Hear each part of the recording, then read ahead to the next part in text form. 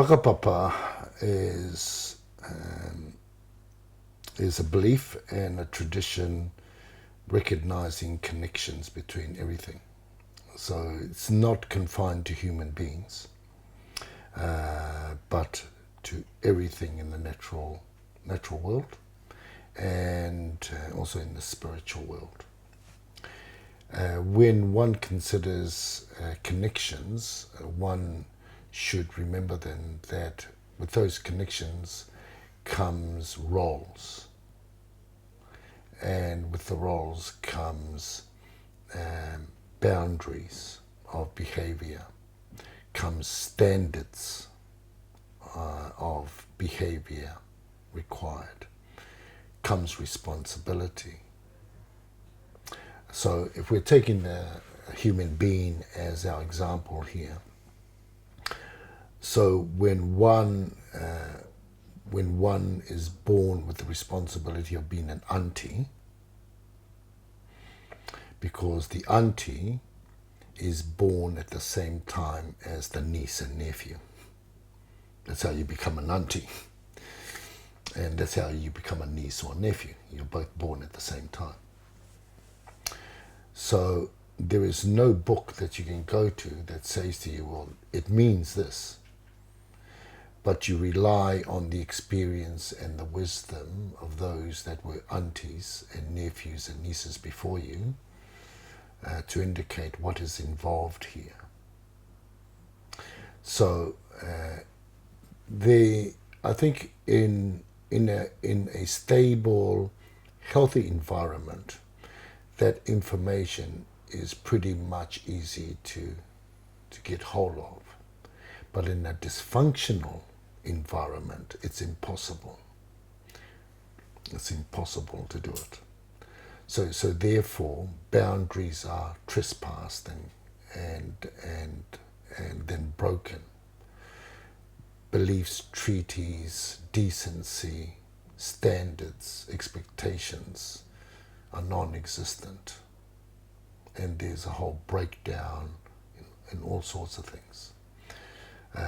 But the whakapapa is essentially around responsibilities, tasks, obligations, and on the other side are the perceived rewards and the perceived privileges and benefits of that.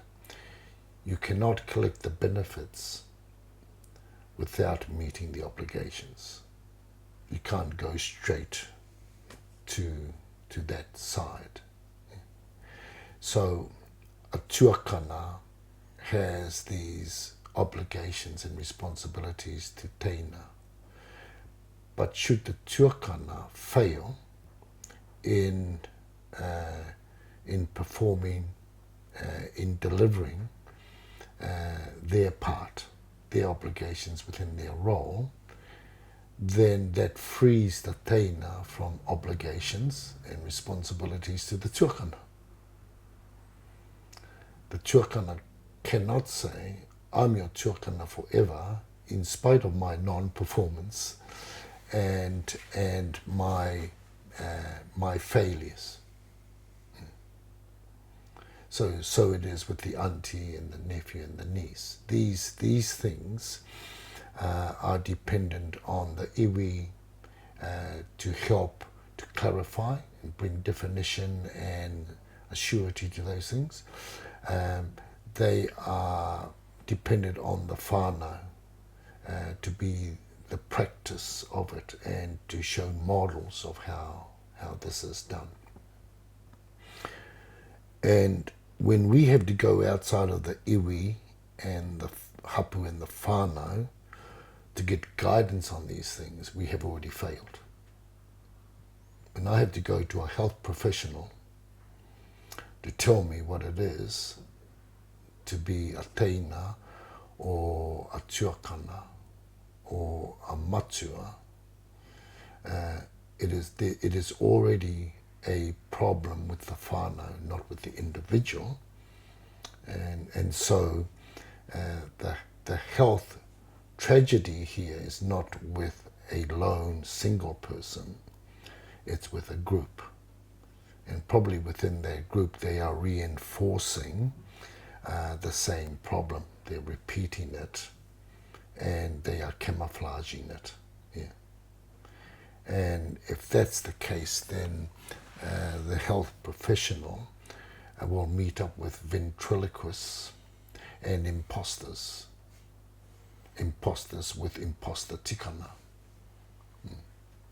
And if they are not qualified to walk through that jungle, they themselves would be useless.